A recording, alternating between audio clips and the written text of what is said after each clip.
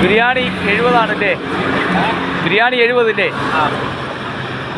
നാളെ വരുമ്പം തരാം. ഒരു ചോറ് തരൂ.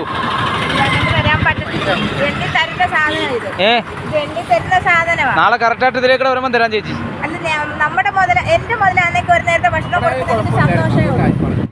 പ്രിയപ്പെട്ടവരെ നമസ്കാരം. ഞാനിന്ന് കരുനാഗപ്പള്ളി പോയതാണ്. കരുനാഗപ്പള്ളി പോയിട്ട് തിരിച്ചു വരുമ്പോഴാണ് ഒരു കാഴ്ച കണ്ടത്.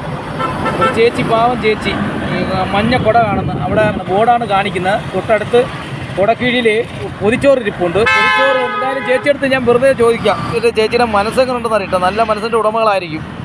അപ്പോൾ അവരുടെ അടുത്തൊന്ന് നോക്കാം നമുക്ക്. എന്തായാലും ഒരു പൊതി ചോറ് ചോദിക്കാം. കടം തരുമെന്ന് ചോദിക്കാം. എന്താ നമുക്കൊന്ന് മനസ്സിലാക്കാം. ഒരു പൊതി ചോറ് തരുമെന്ന് ചോദിക്കാം എന്തായാലും. അപ്പോൾ അവിടെ നിന്ന് തുടങ്ങാം നമുക്ക്.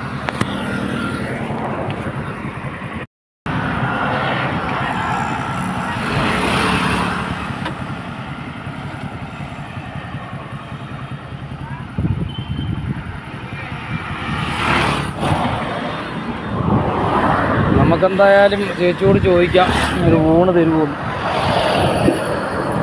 നമുക്ക് ഒരു പൊതി തരുമെന്ന് ചോദിക്കാം.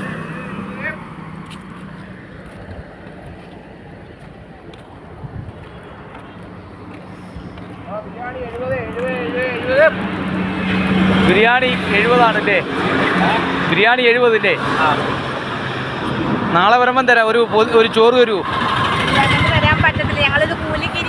അതാ നാളെ ഇതിലേക്ക് വരുമ്പം തരാം. ഒരു ചോറ് തന്നാൽ കൊള്ളായിരുന്നു. ഞങ്ങൾ കൂലിക്ക് ഇരിക്കും, അതുകൊണ്ടാണ് ഞങ്ങൾക്ക്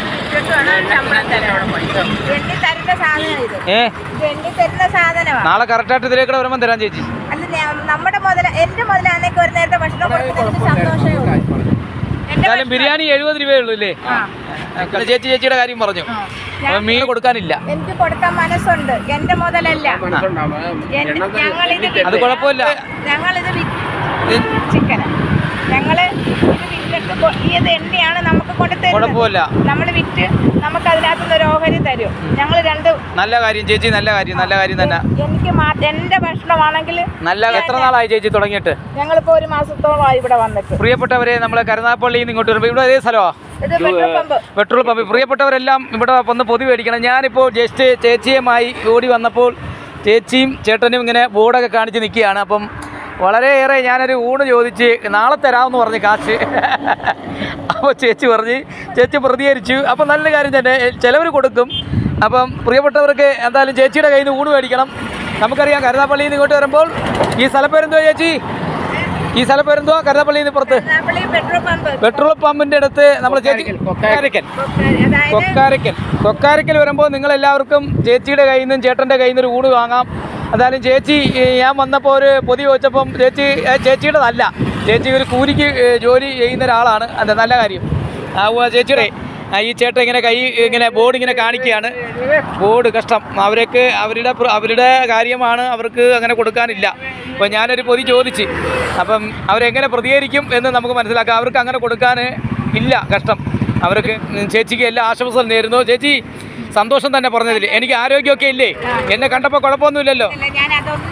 അല്ല പിന്നെ എനിക്ക് ഇങ്ങനെയുള്ളവർ വന്നാൽ കൊടുക്കരുത്. എന്നെ പോലെയുള്ളവർ വന്നിങ്ങനെ ചോദിക്കും. ചേച്ചിക്ക് പറഞ്ഞു തരികയാറും. അപ്പോൾ പ്രേക്ഷകർ കാണാൻ പറയുമ്പോൾ ചേച്ചി പ്രതികരിച്ച ചേച്ചിക്കാണ് നല്ലത്. എനിക്ക് നല്ല ആരോഗ്യമുണ്ട്. നല്ല സെറ്റപ്പിലാണ് വന്നത്. അതോ വണ്ടി അവിടെ ഇരിപ്പുണ്ട്. അറിയാമല്ലോ, നമുക്ക് കഷ്ടപ്പാടി വരുന്നവരെ കാണുമ്പോൾ ചേച്ചിക്ക് അറിയാം. എന്തായാലും അവൾ കൊടുത്തു പോകും ഇല്ലേ? നമ്മളെ വീട്ടിലുണ്ട് മനുഷ്യർ. അപ്പോൾ ഞാൻ നോക്കുമ്പോൾ വലിയ സെറ്റപ്പിലൊക്കെ ആ വണ്ടിയിലൊക്കെ വന്ന് ഇറങ്ങിയത്.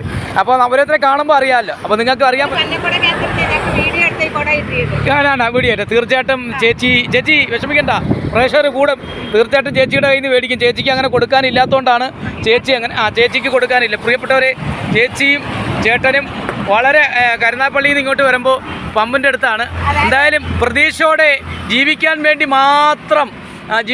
മാത്രം ചേച്ചിയും അണ്ണനും ഇങ്ങനെ ബോർഡ് കാണിച്ചുകൊണ്ട് ഇങ്ങനെ എല്ലാവരെയും ഓടി വരുന്ന വാഹനങ്ങൾക്കെല്ലാം കൈകളിങ്ങനെ കാണിച്ച് ഇങ്ങനെ ഊണ് റെഡി.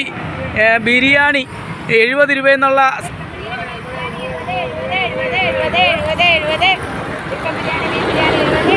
ഇവരൊക്കെയാണ്. തോന്നത്തില്ല. ഇല്ല ചേച്ചിയില്ലേ ചേച്ചി അതിൻ്റെ 10 ഊണ് വയ്ക്കുമ്പോൾ 100 രൂപ കാശ് വൈകിട്ട് നമുക്ക് കിട്ടും. 100 രൂപയ്ക്ക് വേണ്ടിയാണ് ചേച്ചി ഇങ്ങനെ കഷ്ടപ്പെടുന്നത്. എന്തായാലും എല്ലാ വിജയ പ്രതീക്ഷയും നേരുന്നു.